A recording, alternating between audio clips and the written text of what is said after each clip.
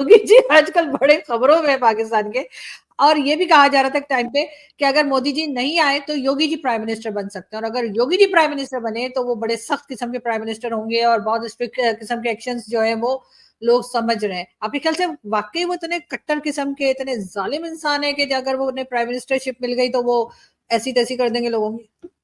मैं आपका इसका आंसर एक डिफरेंट तरीके से देता हूँ। एक कोई मियाँ है, बाकी लोगों को बोलने की आदत है मियाँ भाई, मैं भाई-भूई कुछ नहीं मानता जिहादियों को। मियाँ ने किसी ने बोल दिया कि भई यार मोदी जी दिन में 3-3 4-4 बार यहाँ पर रैलीज़ कर रहे हैं और हर एक रैली में वो डिफरेंट कपड़े डाल के आते हैं। ऐसा भी कोई प्रधानमंत्री होता है जो दिन में 4-4 बार कपड़े चेंज करता हो? तो मैंने उस मियाँ को बोला कि भई एक काम करते हैं, योगी जी पूरा दिन एक ही कपड़े डालते हैं, उनको प्रधानमंत्री बना दें। वो बात सुनते ही भाग गया। तो आप इसी से समझ आएँगे कि उनका दबदबा कितना है। अब दबदबा क्यों है, उसका रीज़न समझाता हूँ।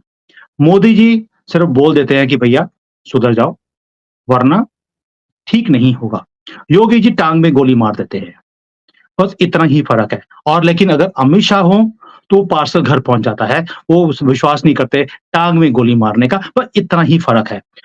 ये जो लोग हैं, जो जिहादीपन की आदी हैं 75 सालों से, इन लोगों को पहली बार औकात दिखाई जा रही है भारत के अंदर हिंदुओं की तरफ से कि भैया अगर तुमने इंसान की तरह रहना है, तो रहने दिया जाएगा, वरना वही हाल होगा जो बाकी उग्रवादियों का हुआ था, मिट्टी में मिला देंगे और मिट्टी में योगी जी मिला भी देते हैं। क्या जो लोग पीसफुली रहना चाहते हैं, उनके साथ कुछ गलत काम हो रहा है? आंसर है नहीं।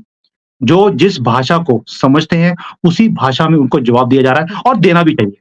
क्या कहीं भी उग्रवादी होगा, अगर आपके यहाँ पर तालिबान वाले आते हैं, उल्टे-सीधे काम करते हैं, क्या उनको आप मिट्टी में मिलाने की बातें नहीं बोलते हैं? अगर आप बोलें, तो आपको जायज़ है क्योंकि आप अपनी कंट्री को डिफेंड कर रहे हैं। अगर हमारे यहाँ पर कोई इन जिहादियों को मिट्टी में मिला रहा है, तो फिर आवाज़ें क्यों उठती हैं कि वो ज़ालिम हैं, उनको ऐसा नहीं करना चाहिए, फ्री पास देना चाहिए। भई यहाँ पर यूपी में जिस यूपी को रिप्रेज़ेंट करते हैं, वहाँ पर जिहादियों की इतनी बड़ी लाइन है, कुछ कहने की बात नहीं है। रोज़ वहाँ पर गुंडागर्दी और ये चीज़ हमने देखी है, लॉ एंड ऑर्डर नाम की कोई चीज़ ही नहीं थी। योगी ने आके सीधा कर दिया। सीधा किसको किया? गुंडे मवालियों को, और गुंडे मवालियों को सीधा भी ऐसे किया है कि वो खुद गले में पट्टे डाल के आते हैं, उस पर लिखा होता है हमें गोली मत मारना, हम खुद सरेंडर कर रहे हैं। ये हालत है और पुलिस वहाँ पर, मैं खुद गया हूँ यूपी में रिसेंटली। आप बिलीव कीजिए पहले आपको हर जगह पे पुलिस दिखती थी, अभी पुलिस आराम से बैठकर छोले-भटूरे खा रही होती है, गुंडे खुद आके सरेंडर करते हैं।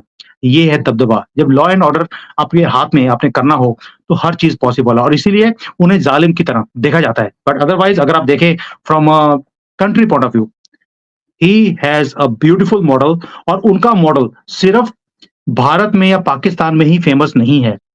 बिलीव कीजिए इटली ने भी रिसेंटली इन जिहादियों को सीधा करने के लिए वहाँ पे बुलडोज़र किया और लोगों ने बोलना शुरू कर दिया, योगी मॉडल यहाँ भी पहुँच गया है। वैसे हमने ये दोनों कलर अच्छा-अच्छा वो हमने पहना हुआ है, इसलिए कि हम ज़िक्र कर रहे हैं योगी जी की, और योगी जी अक्सर यही कलर पहने होते हैं।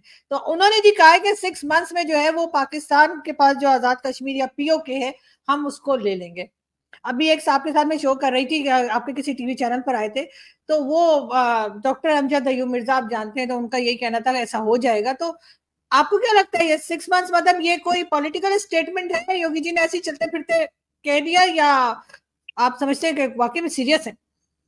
आरज़ू जी पहली बात ये है कि वो योगी जी ये वाला कपड़े जो है, ये वाले कलर के कपड़े नहीं डालते, वो भगवा कलर होता है, ये येलो पीतली होता है, येलो येलो डर्टी फेलो वाला काम नहीं करते वो।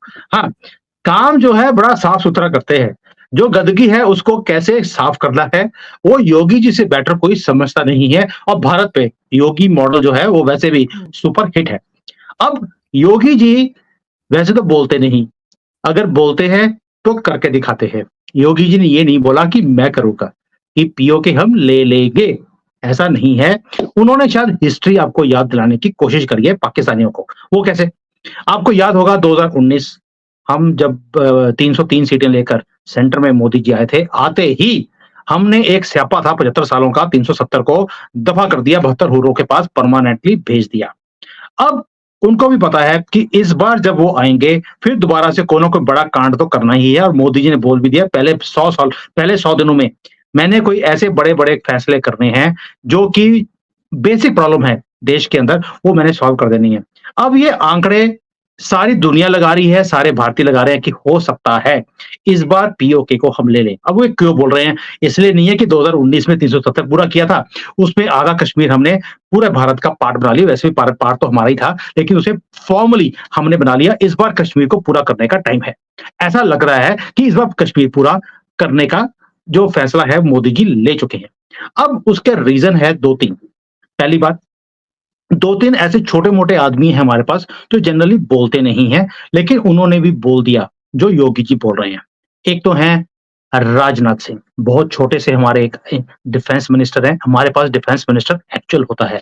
ऐसा नहीं होता है जैसे कई कंट्रीज़ में होता है या नहीं होता है पता नहीं लगता। लेकिन हमारे एक्चुअल जो डिफेंस मिनिस्टर हैं, उन्होंने भी बोला था रिसेंटली कि पीओके अब लेने का टाइम आ गया है, ये अपने आप ही वहाँ से आवाज़ें उठनी शुरू हो जाएँगी। मुद्दे की बात ये है कि जिस दिन राजनाथ सिंह जी ने बोला, उसके कुछ दिनों के बाद ही वहाँ पर आज़ादी के नारे लगने शुरू हो गए। मैं रिलेट नहीं कर रहा हूँ, इसको रिलेट मत करना, मुझे पता है आपको गंदी आदत है, तभी येलो डाला आपने।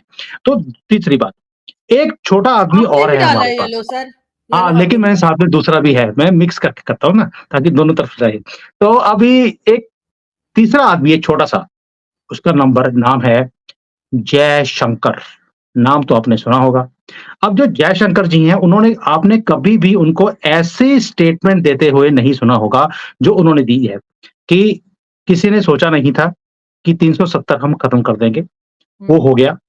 अब जो मोदी जी हैं, इसके ऊपर विश्वास है कि जो मैटर 75 सालों से पेंडिंग पड़ा है, कश्मीर को पूरा करने का, अब ये भी हो जाएगा।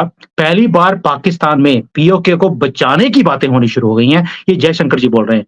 अब ये 3 छोटे-मोटे लोग हैं, योगी जी, राजनाथ सिंह, जयशंकर, इन्होंने बोल दिया है, तो मोदी जी को कुछ तो करना पड़ेगा। हेलो नमस्कार एंड जय हिंद दोस्तों, स्वागत है आपका मिस्टर भारत में। देश के चुनाव प्रचार में पीओके का मुद्दा छाया हुआ है। गृह मंत्री अमित शाह हर रैली में पाकिस्तान अधिकृत कश्मीर पर बयान दे रहे हैं, तो यूपी के सीएम योगी आदित्यनाथ ने बकायदा तारीख का भी ऐलान कर दिया है। पीओके की भारत में वापसी को लेकर योगी ने जो बयान दिया है, उसने हिंदुस्तान की सियासत में ही नहीं पाकिस्तान में भी हलचल बढ़ा दी है। पीओके का पूरा इलाका हिंदुस्तान का अभिन्न अंग हुआ करता था, लेकिन सालों से पाकिस्तान ने इस इलाके पर अवैध कब्जा जमा रखा है। लंबे वक्त से हिंदुस्तानियों की मांग रही है कि भारत सरकार अपने इस इलाके को पाकिस्तान के चंगुल से मुक्त कराए। अब पहली बार इंडिया के चुनाव प्रचार में पाकिस्तान के कब्जे वाले कश्मीर को भारत में शामिल करने की तारीख सामने आई है। शनिवार को महाराष्ट्र के पालघर की चुनावी रैली में यूपी के सीएम योगी आदित्यनाथ ने पीओके की वापसी की तारीख मुकद्दर कर दी है, और ये पहली बार हुआ है जब सत्ताधारी दल के किसी बड़े नेता ने पीओके को लेकर 6 महीने का वक्त तय किया है। योगी आदित्यनाथ के इस बयान से पहले देश के गृह मंत्री अमित शाह लगातार अपनी चुनावी रैलियों में पीओके का जिक्र कर रहे हैं, और ये बताने से नहीं चूक रहे हैं कि पीओके भारत का हिस्सा था, है और हम इसे लेकर ही रहेंगे। शाह ने कहा, पीओके की वापसी हर हिंदुस्तानी का सपना है, और बगैर पीओके के जम्मू कश्मीर अधूरा है। और पिछले दिनों देश के रक्षा मंत्री राजनाथ सिंह ने चुनावी रैली में कहा था कि वो दिन दूर नहीं जब खुद पीओके के लोग इंडिया में वापसी की बात कहेंगे। राजनाथ सिंह ने यह बयान यूं ही नहीं दिया था। दरअसल पीओके इन दिनों असंतोष की आग में झुलस रहा है। अलग अलग कारणों से पाकिस्तान के कब्जे वाला कश्मीर उबल रहा है। वहाँ के लोग नाराज है, विद्रोह पर उतर चुके हैं। पीओके में पाकिस्तान के खिलाफ उठे विद्रोह की आवाज को दबाने के लिए वहाँ की फौज और पुलिस अत्याचार पर उतर आई है और जनता पर फायरिंग तक कर रही है। पाकिस्तान में महंगाई इतनी बढ़ चुकी है कि लोग त्रस्त है। पीओके के लोग अब पाकिस्तान के साथ नहीं रहना चाहते, और यही वजह है कि वहाँ अंदर ही अंदर बगावत की चिंगारी सुलग रही है। और पीओके में सुलगती इस चिंगारी के बीच अब बीजेपी को इंतजार है 4 जून का, क्योंकि उसी दिन हिंदुस्तान की जनता का फैसला सामने आएगा, जिसके बाद ये तय होगा कि पीओके की तकदीर क्या होगी। लेकिन अगर किसी वजह से मोदी की जगह योगी आदित्यनाथ देश के पीएम बने, तो पाकिस्तान खुद बोलेगा कि किसी को भी पीएम बना लो, लेकिन योगी को नहीं। योगी ने देश के गुंडे माफियों को सीधा कर दिया है, तो पाकिस्तान के जिहादियों को ठीक करने में योगी को टाइम नहीं लगेगा। अगर बीजेपी के बड़े नेता पीओके को वापस लेने की बात कर रहे हैं, तो ये पाकिस्तान के लिए चिंता का विषय है, क्योंकि मोदी सरकार ने वो हर काम संभव करके दिखाया है जो पहले नामुमकिन लग रहे थे। बाकी दोस्तों, आपका इस वीडियो के बारे में क्या कहना है, नीचे कमेंट बॉक्स में बताइए। और ऐसे ही वीडियोस के लिए मिस्टर भारत को भी सब्सक्राइब करें। मैं मिलता हूँ आपसे अगले वीडियो में, तब तक के लिए जय हिंद, जय भारत।